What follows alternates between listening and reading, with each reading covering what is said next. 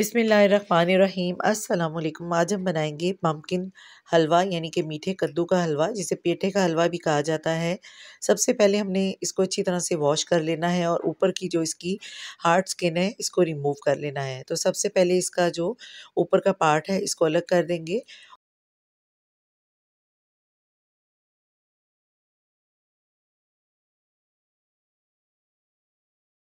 और जो हार्ड पील है इसको अलग कर देंगे। बहुत आसानी के साथ आप बना सकते हैं, सिर्फ थोड़ी-सी मेहनत है इसकी सफाई में, लेकिन जब ये बन के तैयार होता है तो बहुत ही मज़ेदार और बहुत ही डिफरेंट स्टाइल में बहुत ही लज़ीज़ हलवा बन के तैयार होता है।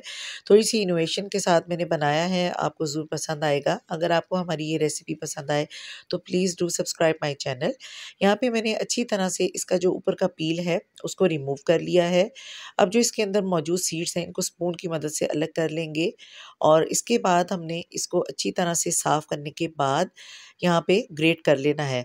और दोनों पीसेस को हमने अच्छी तरह से साफ़ कर लिया था। अब यहाँ पे इनको ग्रेट कर लिया था कद्दूकश की मदद से और इसके बाद हमने इसे हल्का सा बॉयल देना है। इसके लिए हमने एक कढ़ाई में 1 कप पानी के साथ इसे बॉयल होने के लिए रख देना है। तो यहाँ पे जो चीज़ें इसमें शामिल होंगी उसमें 1 कप हमने ली है सूजी, थोड़े से बादाम लिए हैं और थोड़े से हमने नारियल की काशें ली हैं, 2 इलायची, 2 लौंग लिए हैं। यहाँ पे अब कढ़ाई में हमने जो कद्दूकस किया हुआ पम्पकिन है इसको अच्छी तरह से गला लेना है और साथ में 1 कप पानी के साथ इसे कवर लगा के रख दिया है ताकि अच्छी तरह से ये गल जाए। जैसे ही तमाम पम्पकिन गल जाएगा, इसके अंदर मौजूद जो पानी है वो बिल्कुल खुश्क हो चुका है। तो इस स्टेज पे आके मैंने इसमें 1 कप के करीब ऑयल शामिल कर दिया है। अगर आप ये हलवा घी में भी बनाते हैं तो वो भी बहुत ही मज़ेदार और बहुत ही लज़ीज़ बनेगा। तो यहाँ पे मैंने 2 अदद लौंग और 2 इलायची शामिल कर दी हैं। अब अच्छी तरह से मिक्स करेंगे और इनकी भुनाई करते रहेंगे जब तक कि सूंधी-सूंधी खुशबू ना आ जाए। आप बिलीव करें कि इतना लज़ीज़ और इतना मज़ेदार ये हलवा बन के तैयार होता है। एक बार मेरे कहने से ज़रूर ट्राई कीजिएगा। यहाँ पे इसकी अच्छी तरह से हमने भुनाई कर लेनी है और जैसे-जैसे भुनाई करते जाएँगे, वैसे-वैसे तमाम ऑयल ऊपर आ जाएगा। 3 से 4 मिनट तक अच्छी तरह से भुनाई कर लेनी है। इसके बाद हमने इसमें शामिल कर देनी है सूजी। तमाम ऑयल जो हमने इसमें शामिल किया था वो एकदम से ऊपर आ चुका है। इट्स मीन ये अब रेडी है। इस पे अब डालेंगे हम सूजी और सूजी हमने तकरीबन 1 कप के करीब इसमें शामिल करनी है। और इन दोनों चीज़ों को अच्छी तरह से मिक्स कर लेना है और जब तक भुनाई करनी है, जब तक ये अच्छी तरह से सूजी भून ना जाए और उसके साथ बिल्कुल यकजान ना हो जाए। तो यहाँ पे अच्छी तरह से इसको मध्यम आँच पे भूनते रहना है।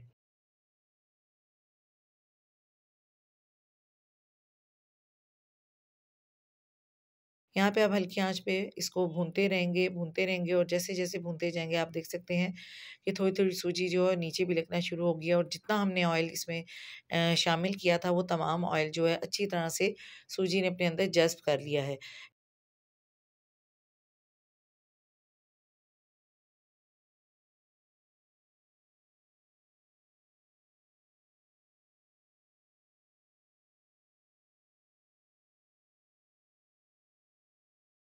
बादाम सेंटर से कट कर लिए थे वो शामिल कर दिए हैं।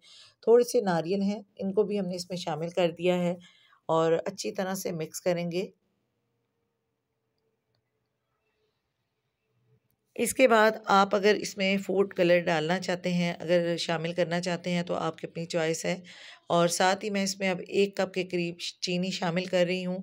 मीठा आप अपनी टेस्ट के अकॉर्डिंग कम या ज़्यादा इसमें शामिल कर सकते हैं। इसके अंदर जो मीठे की क्वांटिटी है बिल्कुल परफेक्ट है। 1 कप सूजी हमने ली थी, 1 ही कप हमने इसमें चीनी शामिल कर दी है। और बिल्कुल ये परफेक्ट मेजरमेंट है क्योंकि साथ में हमने पम्पकिन भी इसमें शामिल किया है।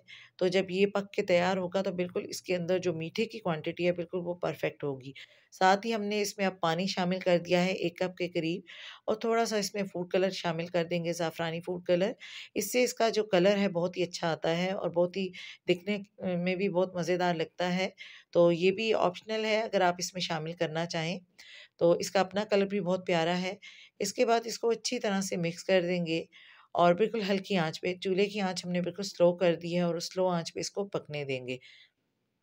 और साथ ही हमने इसको अब हल्की आंच पे पकने देना है, साथ-साथ चम्मच चलाते रहना है, क्योंकि हमने इसमें सूजी शामिल की है, तो पानी शामिल करने से थोड़ा-सा इसमें ये है कि मॉइस्चर सा हो गया है।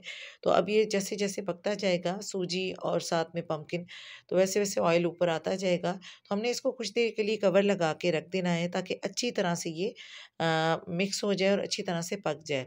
तो यहाँ पे मैंने मध्यम आँच पे इसको पकने के लिए रख दिया था।